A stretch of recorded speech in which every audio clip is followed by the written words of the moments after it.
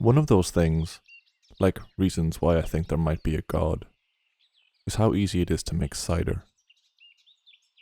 Not that I necessarily believe in God, but I do believe in cider. There's basically 2 steps involved, but we're going to complicate things, for the sake of variety, and video runtimes.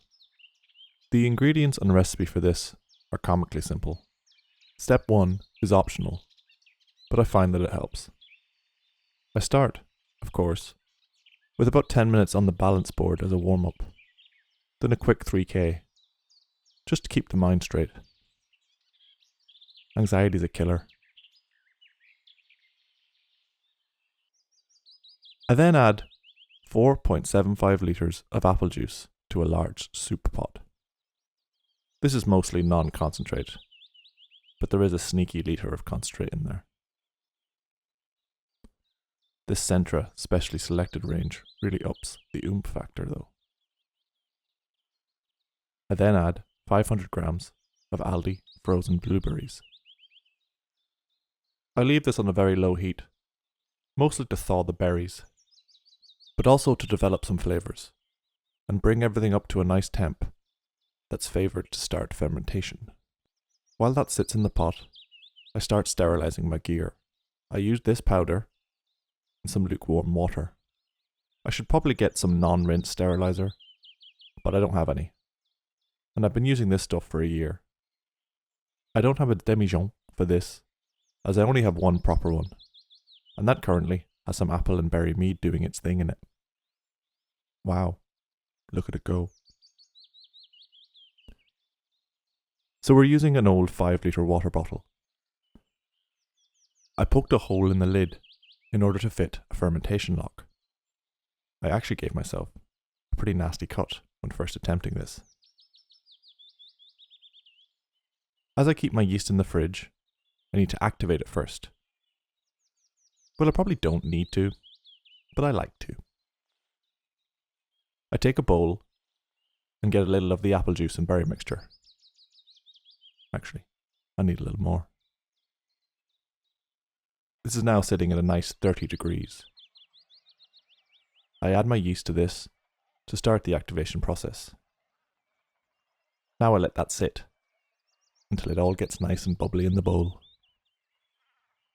Because I don't actually want the berries in the fermenter, I get my masher out in order to extract the most flavour, juices and sugars from the berries. After another little while, it's time to add this to the fermenter. I use a sterilised sieve and funnel and pour the mixture into the fermenter. Of course, ensuring to spill as much of the mixture as possible. I do this in stages, removing the berries from the sieve every so often.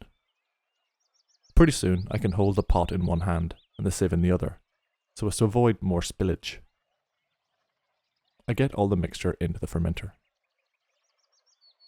Even though I started with 4.75 litres of juice, there's only about 4 litres in the fermenter. Must be due to all the spillage. So I say to hell with it, and strain about a pint of water through the berries in the sieve. Job done. Oh boy, what a mess. By this time, the yeast is nice and bubbly in the bowl, so we add that to the fermenter. And that's it. Oh wait, no. I add a couple of raisins. I read a long time ago that can help as a yeast nutrient. I have no idea if that's true or not, but they won't do any harm. Freeze. Brewer from the future here. I realised I never actually added an entire litre of apple juice, which explains why I had so little in the fermenter. Turned out my spillage wasn't that bad, so I topped up the fermenter with as much more apple juice as I dare. Now all we can do is wait, about 2 weeks. Hopefully it will fully ferment, and we can prime some bottles and bottle it for carbonation. Make sure to subscribe, and check back in to see how it all works out.